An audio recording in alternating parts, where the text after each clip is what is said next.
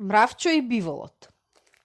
Само што изгреа сонцето, а Мравчо излезе од мравјалникот и тргна да им побара нешто за ручек на своите 27 мали мравчиња. Токму на портата ја сретна својата соседка. Бидејќи си живеа сложно, таа му рече: "Оди право кај мостот, Мравчо. Вчера таму најдов едно јачменово и 3 пченични зрна. Сигурно и ти ќе најдеш." Мравчи се заблагодари и тргна. Кога стигна на мостот, што ќе види? Еј, ама зрна ли има тука? Не 3, туку 13 мрави амбар да наполниш. А и како ќе нема кога по мостот везен се точат коли товарени со снопови? Мостот е стар, издупчен, колците по него друскаат, класието се ронат, а зрната паѓаат како дошт. "Овде цел ден ќе имам работа," си рече Мравчо. Потоа ги собри чевлите, за да му биде полесно, ги засока ракавите од црвената карирана кошула и најтешкото зрно си го натовари на грб. Ама убаво мириса ова зрно, си помисли. На медена торта и на сонце мириса. Децата ќе си ги излижат прстите. Од мостот до мравјалникот, што мравките си го викаа село Зрново, имаше 300 мрави чекори. Патот водеше покрај самата река. Ама пат ли, одве 2 мравки да се разминат. На средината се вишеше една млада врба, а под врбата кладенче со бистра вода. Изморен и испотен, Мравчо си рече: "Овде ќе се одморам и ќе се напијам вода од кладенчето, зашто грлово ми се исуши од джет. За тоа време ќе ја спрострам кошулата на сонце да се поисуши. Жива вода е, не чини да ја носам таква, зашто можам да се разволам." Во тој миг дојде од некаде еден биволит, сап со копитото и ја згазна кошулата.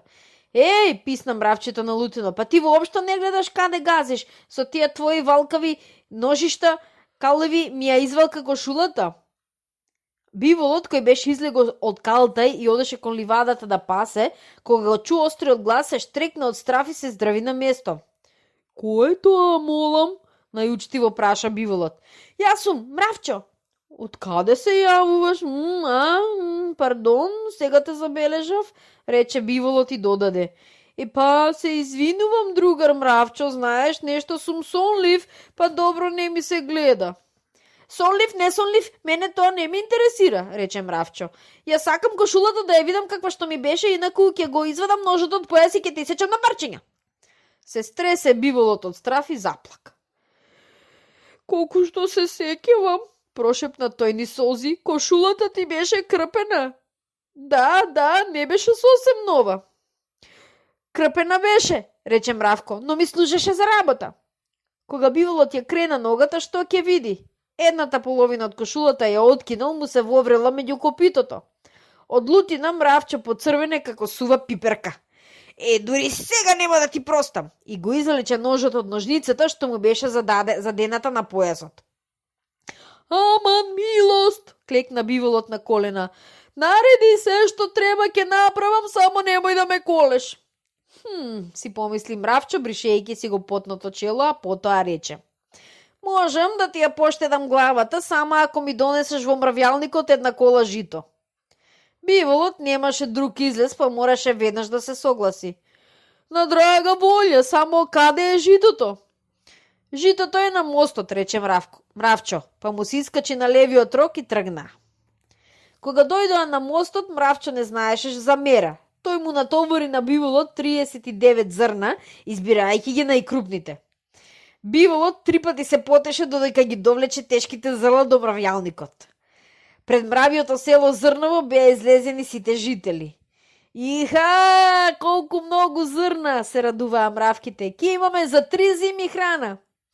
"А каде ли го најде овој бивол?" прашаа некои љубопитни мравки.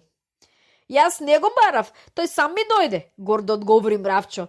"Тој ми ја искина карираната кошула и затоа го казнив. Така ли е, биволе?" Така е, потврди биволот. Кога биволот си отиде по својот пат кон ливадите, жителите на село Зрново на својот херој Мравчо му подарија нова црвена карирана кошула. Веселбата траеше 3 дена без 3 ноќи.